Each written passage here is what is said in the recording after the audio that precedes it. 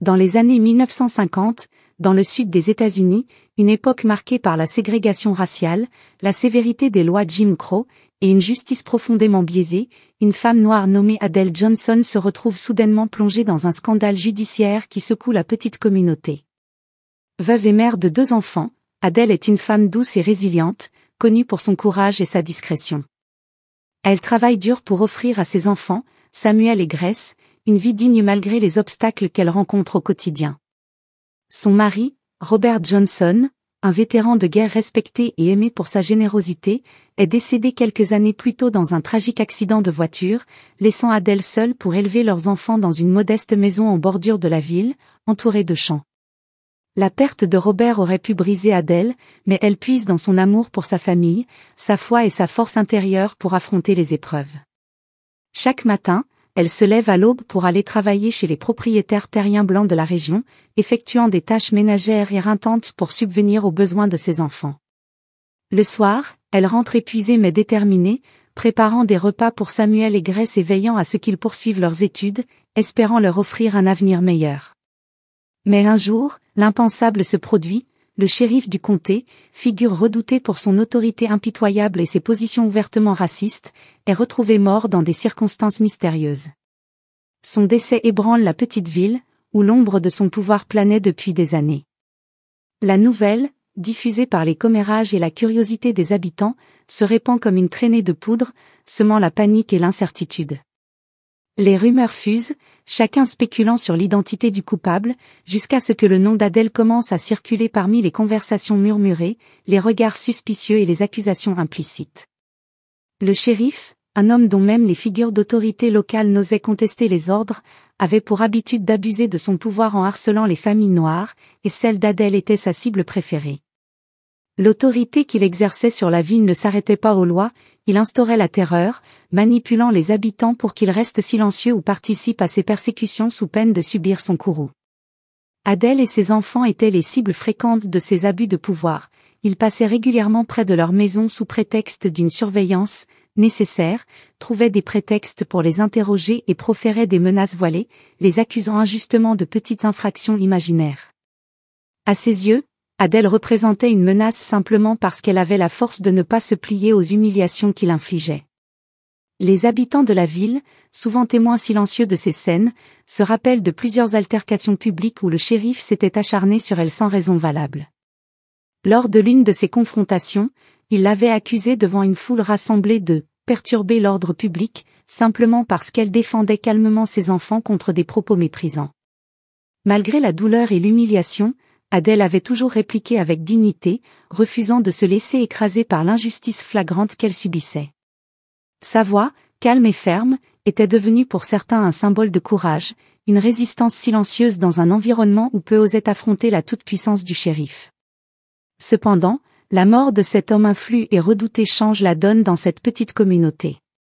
Si, pour certains, son décès est perçu comme une libération des chaînes de l'oppression, pour d'autres, il s'agit d'une offense impardonnable qui doit être punie. Le poids des préjugés raciaux, déjà bien ancrés dans la ville, se retourne immédiatement contre Adele. Ceux qui la haïssaient en silence pour sa dignité et sa résilience voient là une occasion de l'écraser une bonne fois pour toutes, profitant de cette tragédie pour l'accabler. Très vite, la rumeur se transforme en accusation officielle. Dans les journaux locaux, les articles titrent sur le « meurtre brutal d'un homme de loi » et insinuent sans preuve l'implication d'Adele, alors que l'enquête n'en est qu'à ses débuts. Quelques voisins, autrefois compatissants, deviennent méfiants et distants, alimentant les soupçons. Dans leurs esprits, l'image de la « veuve solitaire » laisse place à celle d'une « femme dangereuse », une perception façonnée par les stéréotypes et les peurs profondément ancrées. Pour les puissants du comté, la disparition du shérif représente aussi une menace contre l'ordre établi. Ils sont bien décidés à trouver un coupable pour apaiser les esprits et réaffirmer leur contrôle. Adele, une femme noire sans protection et vivant en marge de la société, devient alors le parfait bouc émissaire. Dans cette ville où le système judiciaire est aux mains de ceux qui cherchent à perpétuer leur emprise, son procès se dessine comme un exemple, une manière de rappeler à tous que l'ordre blanc ne tolère aucune transgression. Les jours suivant la mort du shérif, la petite ville se transforme en un foyer de méfiance et de murmures. Les regards se tournent vers Adèle, et les conversations dans les rues, autrefois discrètes, se font désormais venimeuses. Dans les cafés et devant les maisons, les gens chuchotent des rumeurs et des suspicions qui ne cessent de croître. Certains, animés par un racisme latent, voient en elle une cible facile, un exutoire pour leur propre frustration. Adèle, veuve et mère noire dans une société marquée par la ségrégation, est désignée comme coupable avant même que le procès ne commence. Les autorités, désireuses de montrer leur poigne et de clore l'affaire, n'hésitent pas à inculper Adèle avec une rapidité inquiétante. Pour eux, il n'est pas nécessaire de rassembler des preuves solides, la haine raciale et les témoignages biaisés de quelques témoins choisis suffisent à donner une apparence de légitimité à cette accusation.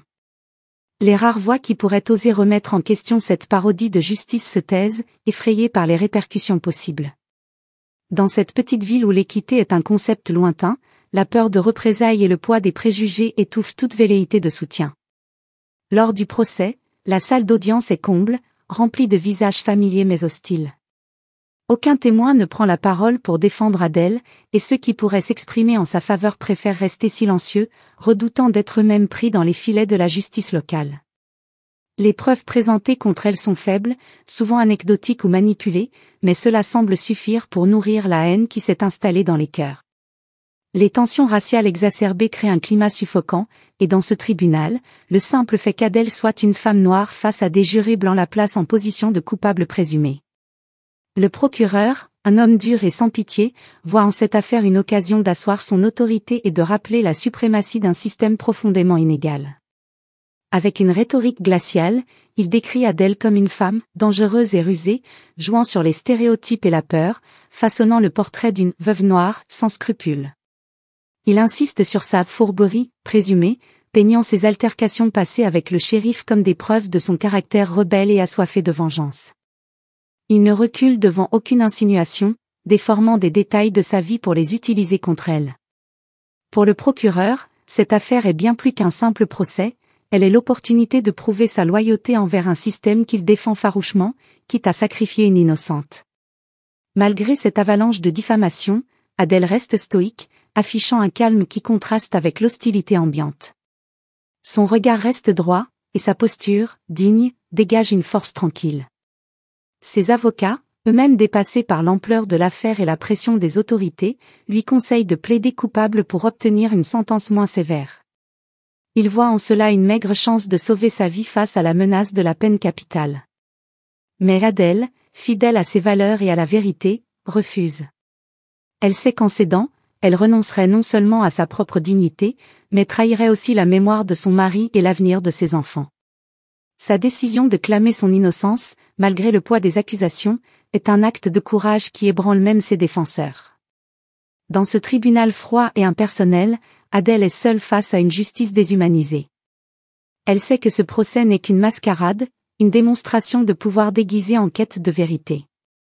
Pourtant, elle garde la tête haute. Ses mots, bien que noyés dans les préjugés et l'hostilité ambiante, sont empreints de calme et de dignité. Sa voix ne tremble pas lorsqu'elle affirme son innocence, même si elle sent que personne ne l'écoute vraiment. Chaque phrase, chaque affirmation de son droit à exister librement, est un défi silencieux adressé à un système bâti pour la réduire au silence. Autour d'elle, les regards sont glaciaux, des visages fermés par la haine ou l'indifférence, mais Adèle ne détourne pas les yeux. Dans le silence qui pèse lourdement, elle ressent le mépris du procureur, l'indifférence du juge, et la froideur des jurés, des hommes et des femmes choisis pour décider de son destin, mais qui, en réalité, l'ont condamné bien avant d'entendre sa défense.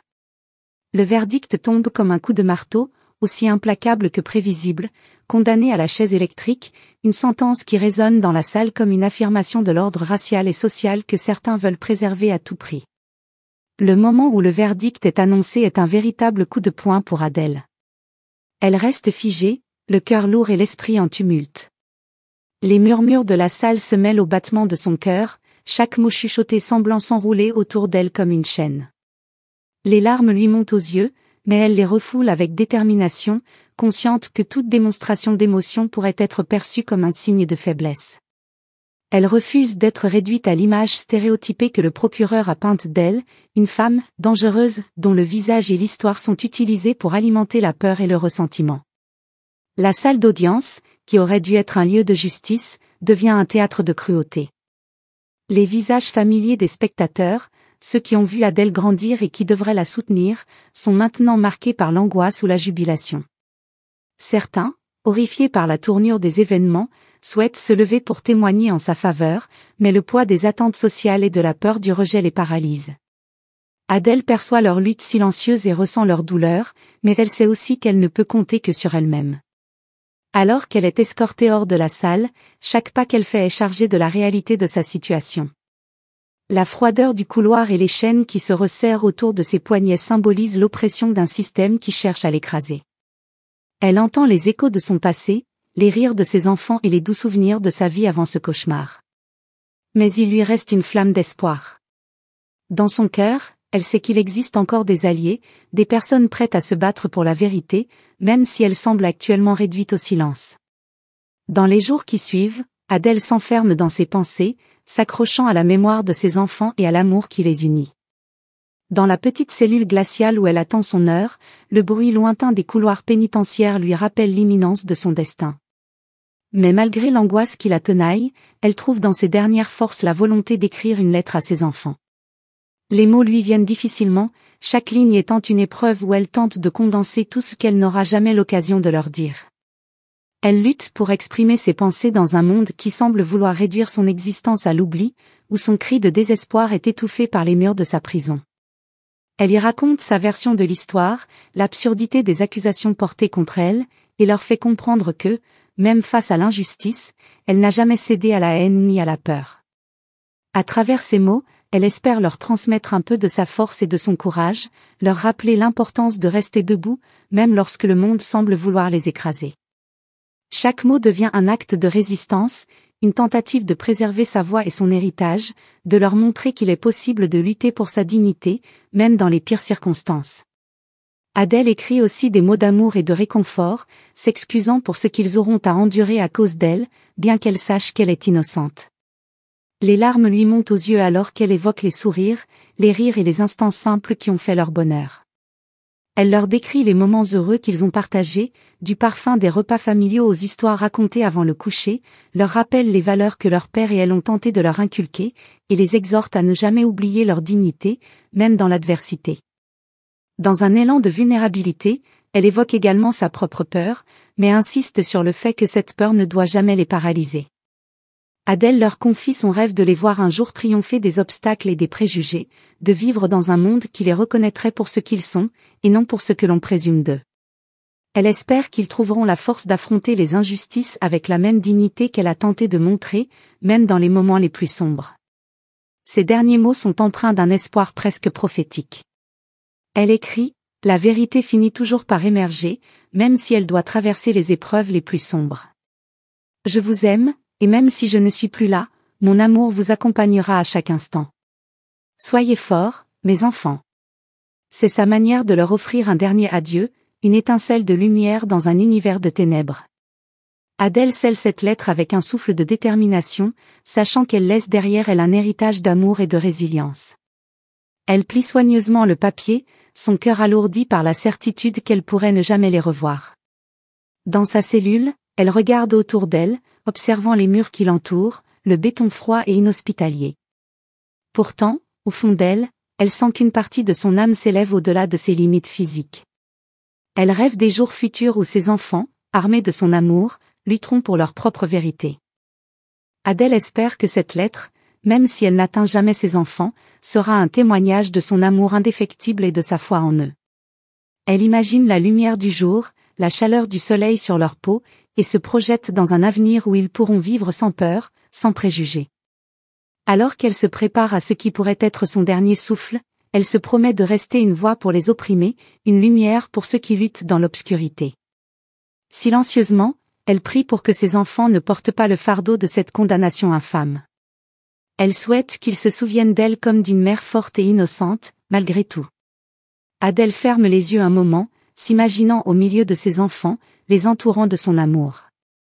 Dans son esprit, elle revit les rires d'autrefois, les histoires qu'elle leur racontait avant de s'endormir, et les soirées passées à cuisiner ensemble, les arômes de la cuisine remplissant leur modeste maison. Ces souvenirs, bien que fugaces, lui apporte un réconfort dans cette solitude glaçante. Elle se promet de rester vivante dans leur cœur, comme une flamme indomptable qui ne s'éteindra jamais. Malgré l'obscurité qui l'entoure, Adèle s'accroche à la lumière de ses rêves pour eux. Elle espère qu'ils trouveront le courage de mener leur propre combat contre les injustices du monde, que, lorsqu'ils seront confrontés à des obstacles, ils se souviendront de sa force. Elle se demande si, un jour, ils comprendront la profondeur de son amour, ce désir ardent de les voir s'épanouir dans un monde où ils ne seront pas jugés par la couleur de leur peau ou par le passé de leur mère. Elle prend une profonde inspiration, essayant d'ignorer l'angoisse qui se loge dans sa poitrine. Elle se concentre sur ses prières, récitant mentalement les mots qu'elle a appris depuis son enfance. Sa foi, bien que mise à l'épreuve, reste une ancre dans cette tempête d'incertitude. Elle prie non seulement pour ses enfants, mais aussi pour un monde meilleur, où d'autres mères ne subiront pas le même sort qu'elle. Elle rêve d'un futur où la justice prévaudra, où la vérité sera entendue et où l'amour triomphera des préjugés. Le cliquetis des clés dans la serrure de sa cellule la fait sursauter. Elle sait que chaque mouvement, chaque son, l'amène un peu plus près de son destin. Mais au fond d'elle, une résistance persiste. Adèle refuse de se laisser briser par cette épreuve. Dans le silence oppressant de sa cellule, elle se prépare à affronter ce qui l'attend avec dignité. Chaque pensée pour ses enfants devient une source de force, et chaque souvenir d'amour la pousse à se lever contre l'injustice, même dans les derniers instants de sa vie. Avec une résolution renouvelée, elle prend la lettre qu'elle a écrite, la serrant contre elle comme un talisman.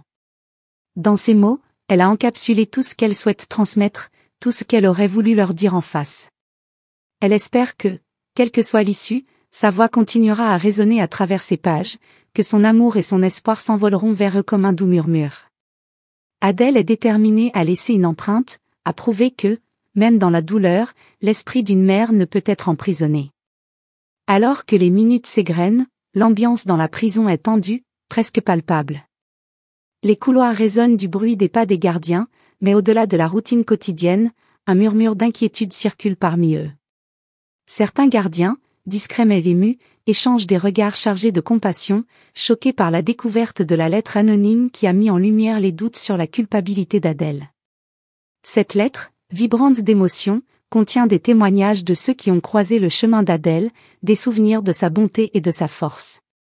Elle résonne comme un cri de désespoir dans un monde où l'innocence est souvent piétinée. Ils savent que cette situation dépasse le simple cadre d'une exécution ordinaire. C'est un moment de vérité, un tournant où le poids de la responsabilité pèse sur leurs épaules. Chaque gardien, chaque agent de la prison, est conscient que sa décision pourrait influencer le cours de cette affaire tragique. Ils ressentent la gravité de la situation, mais l'administration pénitentiaire et les autorités locales, attachées à leur réputation, hésitent encore à agir. Ils craignent qu'annuler l'exécution d'Adèle expose au grand jour les failles et les préjugés de leur système, mettant en lumière les injustices que tant d'autres ont subies sans voix. Les murs de la prison, témoins silencieux de tant de souffrances, semblent résonner des plaintes d'innocents, et pourtant, l'indifférence et la peur de remettre en question l'autorité dominent. Le stress palpable dans l'air contraste avec le calme relatif des jours précédents. Les préparatifs de l'exécution s'accélèrent, chaque détail étant vérifié, chaque procédure appliquée avec une rigueur mécanique. Des bruits de chaînes et des voix autoritaires résonnent dans le bâtiment, créant une atmosphère d'appréhension et d'angoisse. Dans les coulisses, les conversations murmurées révèlent la lutte interne des gardiens, tiraillés entre leurs devoirs et leur conscience. La tension monte alors que les heures passent, et les visages des gardiens, habituellement indifférents, portent le poids d'une remise en question personnelle. Ils se demandent comment ils peuvent être complices d'un acte aussi terrible alors que des doutes s'installent, même dans les esprits les plus endurcis. L'un d'eux, un vétéran qui a vu des horreurs au cours de sa carrière, se remémore les visages des femmes et des hommes qu'il a escortés, tous réduits au silence. Ce soir, son cœur n'est pas en accord avec ses actions. L'image d'Adèle, son regard déterminé, lui revient sans cesse à l'esprit.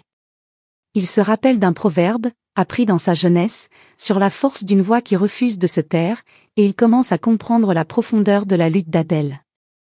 Alors que la nuit avance, les gardiens échangent des histoires, des rumeurs, et, dans l'ombre, une solidarité commence à se former. Ils murmurent des mots d'encouragement, certains évoquant la nécessité de se battre pour la justice, même dans le cadre le plus inattendu. Cette lueur d'humanité, bien que fragile, émerge dans un système qui semble déterminé à ignorer les appels à l'aide. Les préparatifs continuent, mais un vent de changement commence à souffler. Les pensées d'Adèle, piégée dans sa cellule, se mêlent à celles des gardiens, tissant un lien invisible entre eux. L'espoir d'une intervention, d'une voix qui pourrait changer le cours des événements, commence à grandir dans le cœur de ces hommes et ces femmes de la prison. Chaque battement de cœur résonne comme un appel à la justice, une détermination collective à ne pas laisser l'injustice prévaloir sans résistance. C'est à ce moment critique qu'une avocate, jeune et idéaliste, nommée Ruth Simmons, décide d'intervenir. Ruth, fervente défenseur des droits humains, a entendu parler de l'affaire d'Adèle et de cette mystérieuse lettre qui a fait surface, laissant entrevoir des vérités inexprimées. Son cœur palpite d'indignation et de détermination alors qu'elle monte les marches du bureau du gouverneur de l'État, son esprit en ébullition, pulsant d'une énergie nouvelle. Chaque seconde qui s'écoule pourrait être la dernière d'Adèle, et cela la motive encore plus. Dès qu'elle pénètre dans le bureau du gouverneur, elle fait face à un personnel poli mais distant, des visages marqués par l'angoisse de maintenir la façade d'un système qui, selon elle, est en train de s'effondrer. Elle exige une audience d'urgence, consciente que chaque minute compte et que la vie d'une femme innocente est en jeu. Nous ne pouvons pas laisser cela se produire, déclare-t-elle avec conviction, sa voix pleine d'un mélange de colère et de passion. Ruth, pleine d'énergie, ne se contente pas d'attendre passivement une réponse. Elle compose le numéro des journaux locaux, son cœur battant à tout rompre, alors qu'elle explique la situation à chaque journaliste qui décroche. Elle contacte d'autres avocats pour rassembler une équipe de défense, unissant ses forces avec d'autres voix qui, comme elle, refusent de rester silencieuses. Elle alerte des militants des droits civiques qui partagent sa passion pour la justice, sachant que chaque voix compte dans cette lutte pour la vérité. En quelques heures, la nouvelle éclate dans la presse, frappante et bouleversante, une femme innocente risque de mourir pour un crime qu'elle n'a pas commis. Les gros titres s'enflamment, les reporters affluent pour couvrir ce scandale, chacun d'eux conscient de l'importance de leur rôle dans la diffusion de cette injustice. Des chaînes de télévision organisent des reportages en direct, tandis que des journalistes d'investigation commencent à creuser plus profondément dans les détails de l'affaire d'Adèle. La mobilisation se propage rapidement, se transformant en un mouvement populaire puissant. Au sein de la prison, alors qu'Adèle attend, elle n'a aucune idée des événements qui se déroulent à l'extérieur. Les minutes lui semblent des heures, mais elle ressent cependant un léger changement dans l'air, une sorte de tension nouvelle, comme si les murs de sa cellule retenaient l'espoir. Les murmures parmi les gardiens se font plus fréquents, des gestes de solidarité plus visibles. Elle ne sait pas encore que la voix de Ruth résonne dans les couloirs de la justice, portant son nom et son histoire vers ceux qui pourraient faire la différence. Chaque regard complice échangé entre les gardiens devient un petit pas vers la révolte contre l'injustice. Ruth, dans son combat acharné, utilise tous les moyens à sa disposition. Elle partage des statistiques troublantes sur les erreurs judiciaires et les condamnations injustes, soulignant les failles d'un système qui a souvent échoué à rendre la justice. Elle consigne des témoignages de personnes qui, comme Adèle, ont été victimes d'un système biaisé, et met en lumière l'absurdité des préjugés qui ont conduit à cette situation. Elle plaide avec passion pour l'innocence d'Adèle, persuadée que l'opinion publique peut changer le cours des événements. La pression monte, et les appels pour stopper l'exécution se multiplient. Des manifestations commencent à s'organiser devant la prison, des pancartes brandies en signe de solidarité avec Adèle, et des cris de soutien résonnent dans les rues. Ruth sait que ce mouvement pourrait être la clé pour sauver la vie d'Adèle, et elle est déterminée à canaliser cette énergie collective vers la justice. Sous la pression médiatique grandissante et les manifestations spontanées qui se forment autour de la prison, le gouverneur finit par céder. À quelques minutes de l'exécution, il signe un sursis, suspendant temporairement la sentence. Le téléphone retentit dans la salle d'exécution, et les gardiens, soulagés mais choqués, guident Adèle hors de la chambre de la mort. Adèle, épuisée mais libre pour l'instant, est placée en isolement, le temps que la vérité soit examinée plus en profondeur.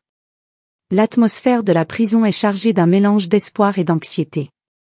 Bien que la menace de l'exécution ait été écartée pour le moment, le spectre de l'injustice continue de hanter les murs froids de sa cellule.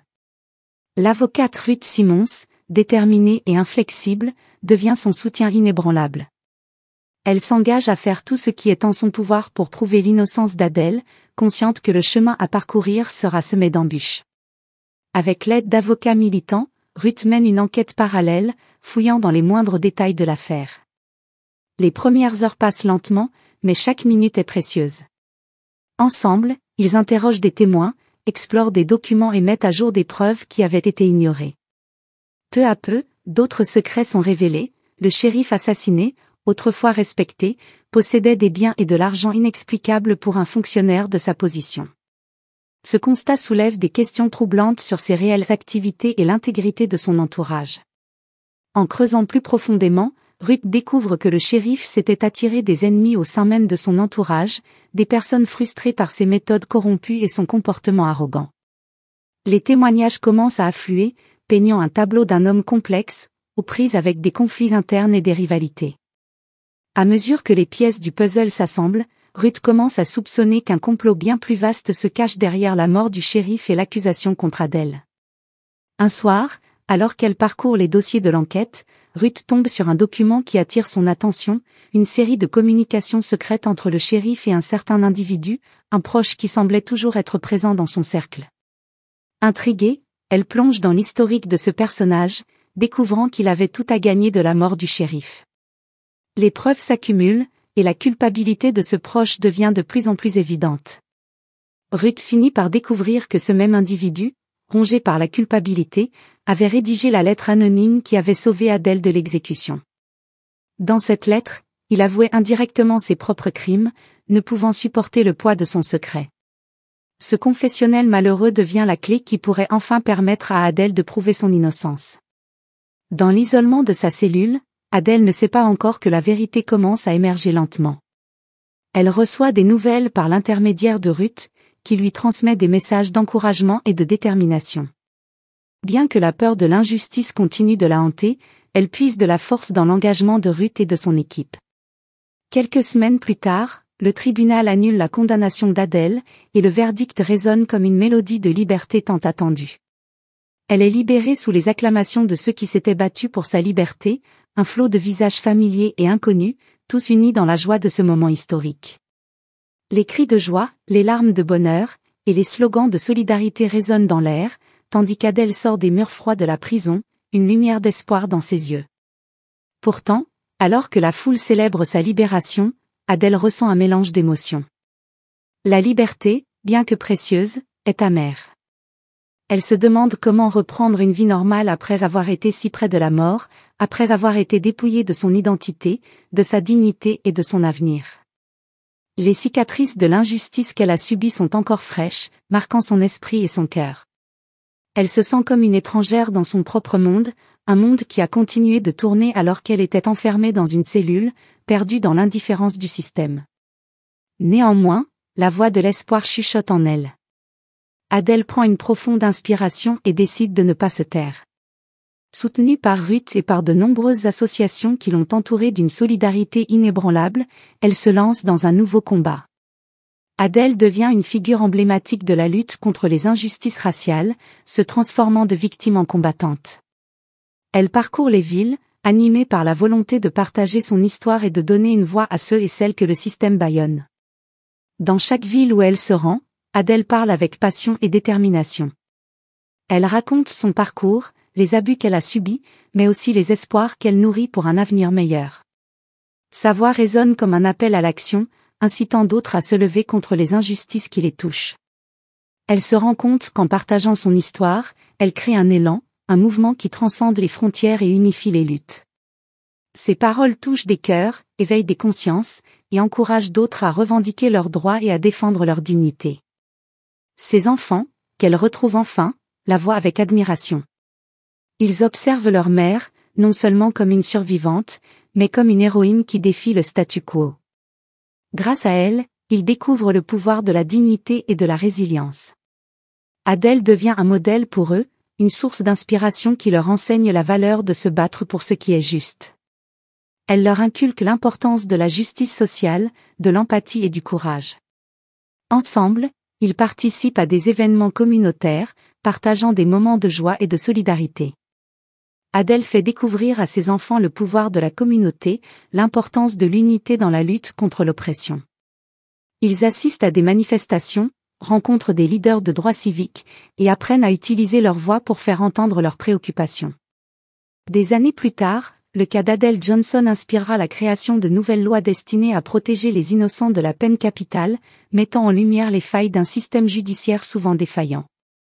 Son histoire marquera à jamais la mémoire de ceux qui ont assisté à son combat acharné pour la justice, devenant un symbole puissant de résilience face à l'injustice. La répercussion de son cas se fera sentir dans les couloirs du pouvoir.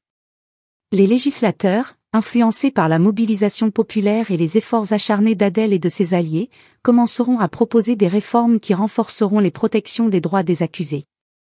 Des initiatives seront lancées pour examiner de près les cas de condamnation injuste, et des commissions seront mises en place pour étudier les erreurs judiciaires. Les voix des militants des droits civiques, des avocats engagés, et des citoyens solidaires se joindront à celles d'Adèle pour exiger des changements profonds. Dans les écoles et les universités, le parcours d'Adèle deviendra un sujet d'étude, utilisé pour sensibiliser les jeunes générations à la réalité des injustices raciales et à l'importance de défendre les droits des opprimés. Des documentaires et des livres seront publiés, racontant son histoire et celle des nombreuses personnes touchées par la peine capitale. Les médias, qui avaient un jour couvert son calvaire, deviennent des alliés dans la diffusion de son message, sensibilisant le public aux problèmes systémiques qui perdurent dans la société.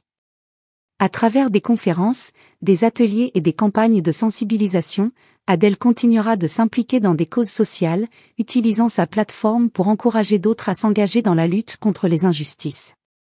Sa voix, empreinte de sagesse et d'expérience, résonnera lors de rassemblements pour les droits civiques, où elle partagera son message d'espoir et de résilience. Son combat, loin d'être terminé, s'étendra pour toucher d'autres enjeux sociaux, tels que la réforme de la justice pénale, la lutte contre la pauvreté et la promotion de l'éducation. Dans les années suivant sa libération, Adèle sera régulièrement invitée à prendre la parole dans des forums nationaux, et son histoire sera souvent citée comme un exemple de la capacité humaine à surmonter l'adversité. Les nouvelles lois qui émergeront de son cas incluront des dispositions visant à interdire la peine de mort dans les cas où des preuves insuffisantes ou des biais raciaux sont en jeu.